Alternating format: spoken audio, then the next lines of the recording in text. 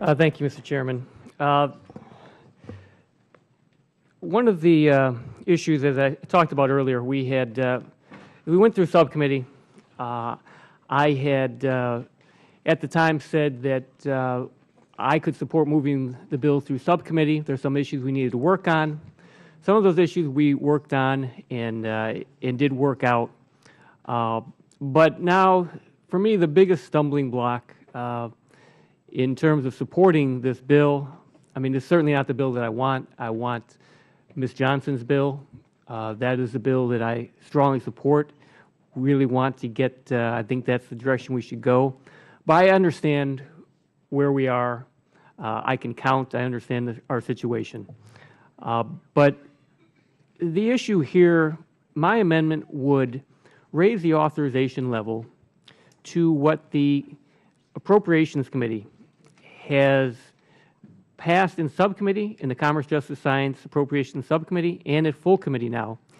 It would raise the authorization level in the first act to what the Appropriations Committee has approved. And I believe next week on the floor, the full House will approve. As a authorizing committee, especially the Science Committee, I think it's just very difficult to support a bill that authorizes less than what the appropriators say can be allocated to the NSF. And I think it's important here, and I wish there were more members here, and I know it's we're in the middle of a long markup and it's difficult to pay attention all the time, but hopefully some members will listen to this and we can sort of come to an understanding of where we are at. The CJS Appropriations Subcommittee has $400 million less to appropriate this year over last year. So FY15, CJS had to cut $400 million in appropriations. So they made cuts. They made cuts in other areas. So these cuts have been made. But even lowering the total amount in CJS appropriations by $400 million, they have moved up the appropriate amount for the NSF to $7.4 billion. So, I'm not someone, those of you who don't know me very well, I have voted for a balanced budget amendment. I understand the need to be serious about the debt and the deficit. The appropriators are given a level of funding that they can allocate. They have made the decision to cut other programs.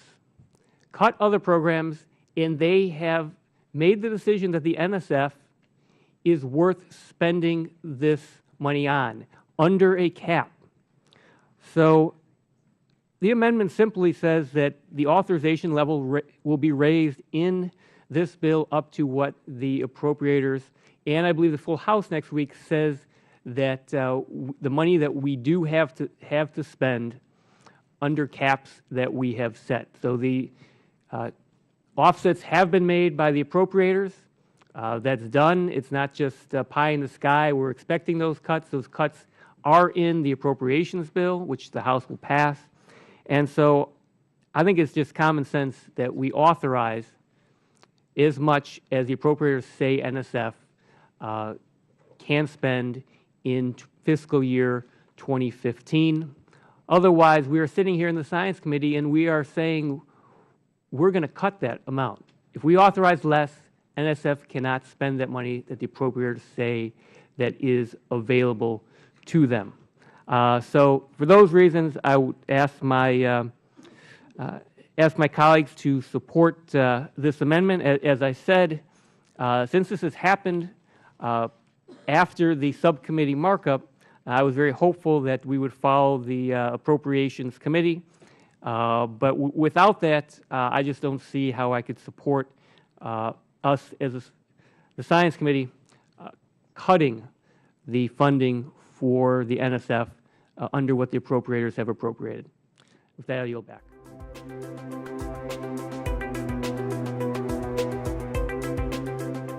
Thank you, Mr. Chairman. Before I start on this amendment, I just want to go back. Before we recessed for votes, I didn't want to lengthen the time of debate, but I want to associate myself with comments that Ranking Member Johnson made opposing Mr. Brown's amendment cutting funds to OSTP, and I'd like to ask unanimous consent to enter a statement opposing that amendment into the record. Okay. Without objection, in regard to the amendment at hand, I think this is a good amendment. I think there's bipartisan support for it, and I'd recommend that we accept it. Can I at least have a minute to talk about it?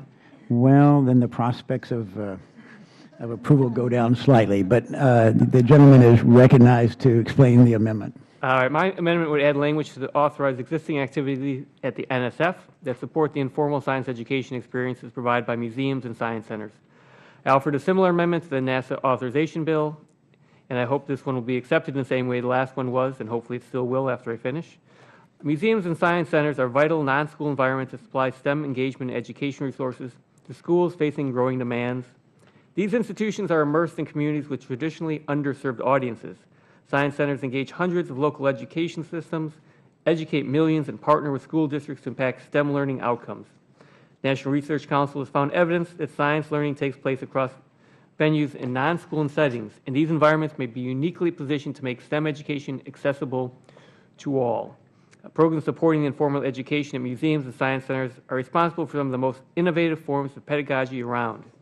Adoption of this amendment would send a clear signal that Congress supports informal STEM activities at the foundation. I urge my colleagues to support the amendment, and with that, I will yield back in a minute.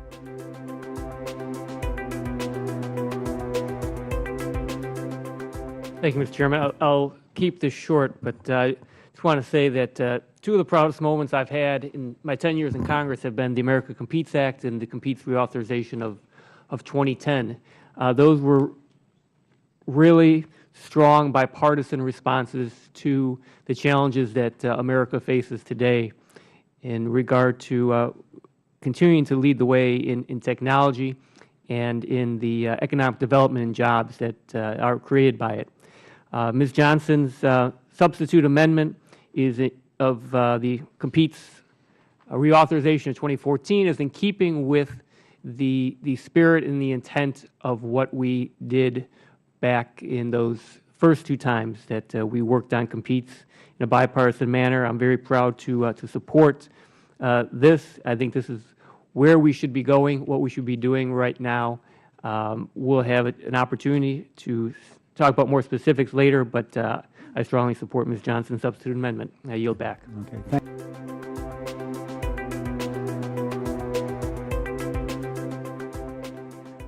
I have to strongly oppose this amendment, although I had a discussion with Mr. Rohrabacher this morning, completely unrelated to this, where he said that we were going to be happy today.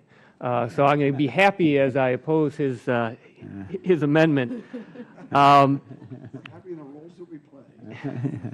The funding for the social, behavioral, and economic sciences at the NSF in this bill represent only 2.7% of all funding at NSF. We have already greatly prioritized the physical sciences over the social sciences, and we should be looking to raise the funding level for SBE rather than lowering them. I have spoken many times in this committee about the importance of social science research. Social science has helped law enforcement catch criminals. It has saved lives through the kidney transplant program. It has helped keep our troops safe in the field. Recently, there was a story about social science research sponsored by IARPA called the Good Judgment Project that showed how normal groups of people doing simple things like Google searches could give intelligent analysis that was at times better than experts. The researchers that conducted the study received significant support from SBE earlier in their careers. Cutting SBE means that we will have fewer social sciences in the future, less basic research supporting social science applications, and thus fewer great ideas like the Good Judgment Project that can help our country, make our country safer. The other thing that I wanted to mention is oftentimes there are lists of programs. Mr. Rohrabacher listed out some research projects funded that he was suggesting were not worthy of funding. I think if that is a problem, the way to get at this, and I assume that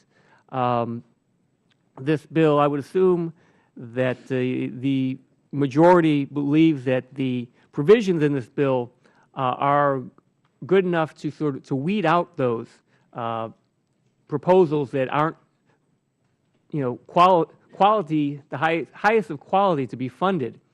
So if that's done in other parts of the bill, then there's not a need to cut SBE funding. As Mr. Rohrabacher says, we cut SBE funding, they won't fund these, what he would say are bad research projects.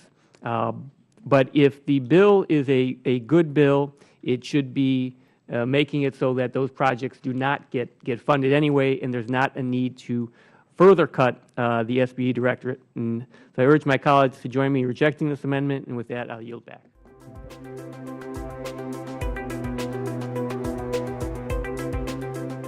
Thank you, Mr. Chairman. I'm very happy to join Mr. Weber in introducing this. I've long been a supporter of increased international cooperation in science and technology.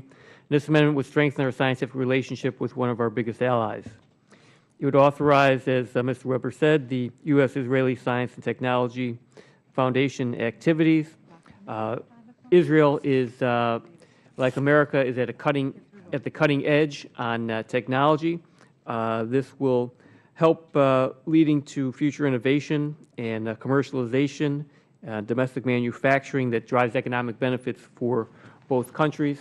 And I urge my colleagues to support this amendment. I yield back.